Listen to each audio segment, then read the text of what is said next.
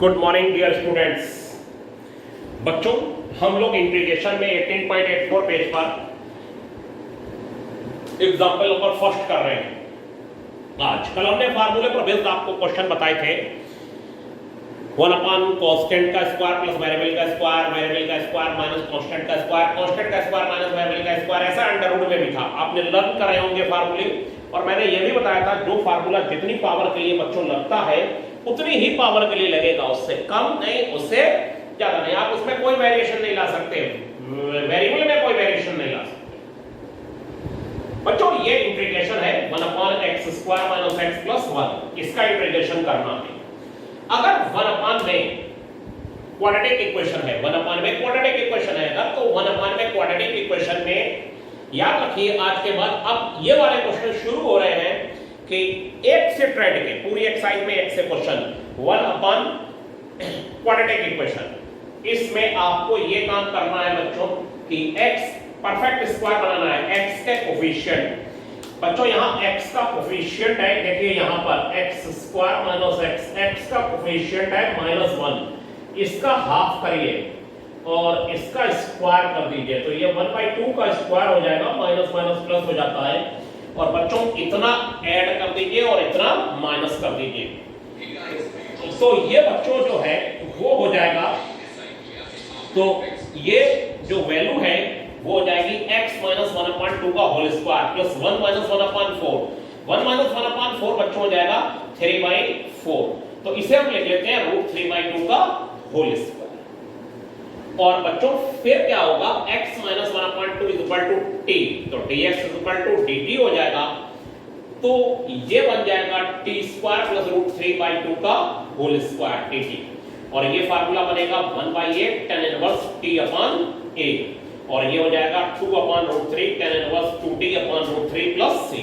फिर से सुनिए, 1 अपॉन क्वाड्रेटिक इक्वेशन के लिए क्वेश्चन को करना है। किसके लिए करना है बच्चों? 1 अपॉन क्वाड्रेटिक इक्वेशन के लिए। और 1 अपॉन क्वाड्रेटिक इक्वेशन के लिए अगर आपको क्वेश्चन को करना है तो आपको x और x स्क्वायर, जैसे ये लिखा हुआ है x स्क्वायर प्लस ax, इसका परफेक्ट स्क्वायर बनाना है। तो परफेक्ट स्क्वायर बनाने के लिए आप x के कोफिशिएंट a का हाफ और उसका स्क्वायर ऐड कर दे। वो बात अलग है कि उतना माइनस करा जाता है, वो तो बात की बात है, वो तो रूल के अकॉर्डिंग माइनस होता है। लेकिन अब ये परफेक्ट स्क्वायर बन गया x प्लस a/2 का होल स्क्वायर। होल स्क्वायर खोल के देख लीजिए, ये वैल्यू आ जाएगी वापस। तो बच्चों ये हो गया x माइनस 1/2 का होल स्क्वायर प्लस 1 माइनस 1/4, 1/2 का होल स्क्वायर ऐड करेंगे, इतना ही माइनस करेंगे और 1 में से 1/4 जाएगा बच्चों, 3/4 हो जाएगा। 3/4 को √3/2 का होल स्क्वायर लिख दिया जाएगा। और x, अब इसमें आप डायरेक्ट फार्मूला भी लगा सकते हैं, x square plus a square का, x square plus a square, x square plus a square का क्या फार्मूला होता है? 1/8 tan इनवर्स x/a, वही आ जाएगा। लेकिन हमने बाकायदा रूल के अकॉर्डिंग x माइनस 1/2 को t ले लिया, तो dx इक्वल टू dt हो जाएगा बच्चों।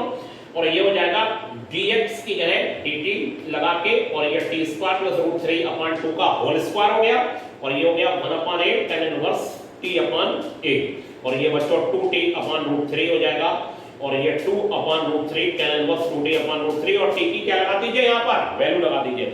और बच्चों t की वैल्यू लगा देने के बाद ये क्वेश्चन पूरा मान लिया जाएगा। t की आप वैल्यू लगा दीजिए। अब क्या होगा कि हमें परफेक्ट स्क्वायर अगर बच्चों नहीं बनाना आता है तो वो हम सीख लें, परफेक्ट स्क्वायर बनाना। परफेक्ट स्क्वायर बनाने में बचपन से ही 10th में सिखाया जाता है बच्चों कि अगर x स्क्वायर प्लस 2x है तो x, फिर से सिखा दे रहा हूं, x के कोफिशिएंट का हाफ। लेकिन ये तभी ये भी सिखा दे रहा हूं कि यहां x स्क्वायर का कोफिशिएंट नहीं होना चाहिए। x स्क्वायर का अगर कोफिशिएंट होगा तो ये रूल नहीं अप्लाई होगा। x स्क्वायर का कोफिशिएंट पहले हटाइए, अगर है तो उसे कॉमन कर लीजिए बच्चों। x स्क्वायर का कोफिशिएंट बाहर कर लिया, यहां तो है ही नहीं, तो x के कोफिशिएंट का हाफ, उसका स्क्वायर, 1 का स्क्वायर ऐड कर दीजिए, ये माइनस, तो ये हो गया x प्लस 1 का होल स्क्वायर माइनस 1। ठीक है बच्चों, परफेक्ट स्क्वायर बन गया। वो बात अलग है कि 1 ऐड किया और 1 माइनस कर दिया तो ये आ गया। ठीक है, तो ऐसे ही यहाँ आ गया। और यहाँ पर आप डायरेक्ट फार्मूला लगा सकते हैं, लेकिन शर्त एक है, कंडीशन एक है, x की पावर बच्चों ये 1 होनी चाहिए, ये 1 होनी चाहिए। अगर ये 1 है तब तो सही है, तब तो डायरेक्ट लगा सकते हैं एक्स स्क्वायर प्लस ए स्क्वायर का, और ये 1 नहीं है तब फिर आपको दिक्कत आएगी, तब आपको सोचना पड़ेगा, वो और तरीके से चला जाएगा। इसे टी ले लिया मैंने और आपको समझा दिया कि ये क्वेश्चन कैसे होगा।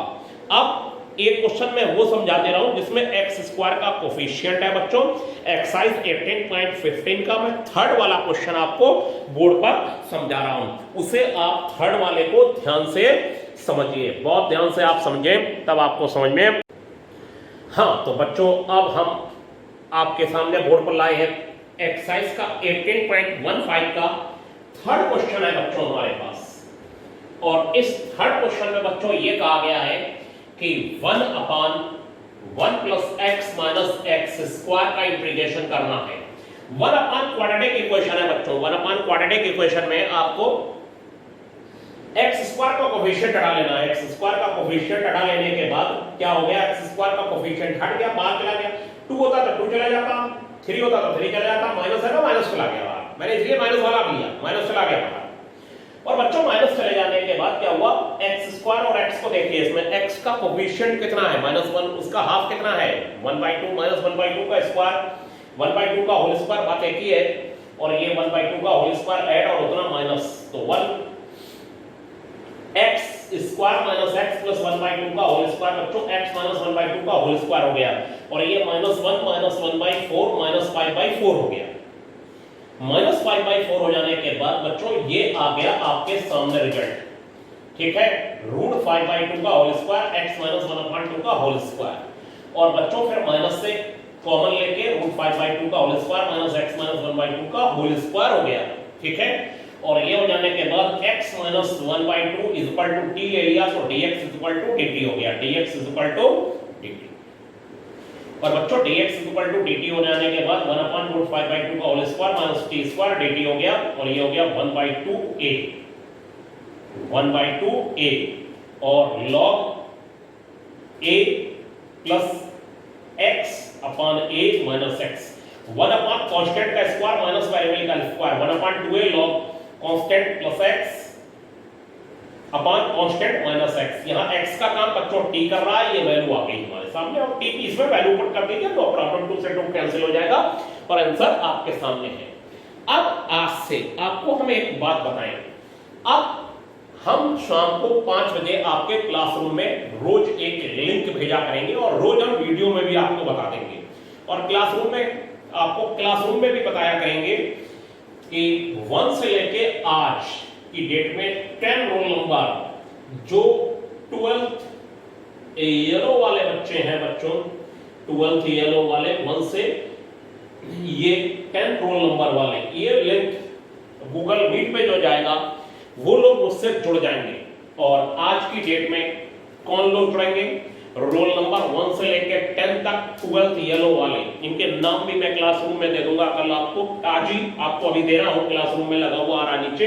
ये 5 बजे एक लिंक आएगा क्लासरूम में लिंक से गूगल मीट आप लोग डाउनलोड कर लीजिए, अगर नहीं है तो उससे आप मुझसे जुड़ जाइए।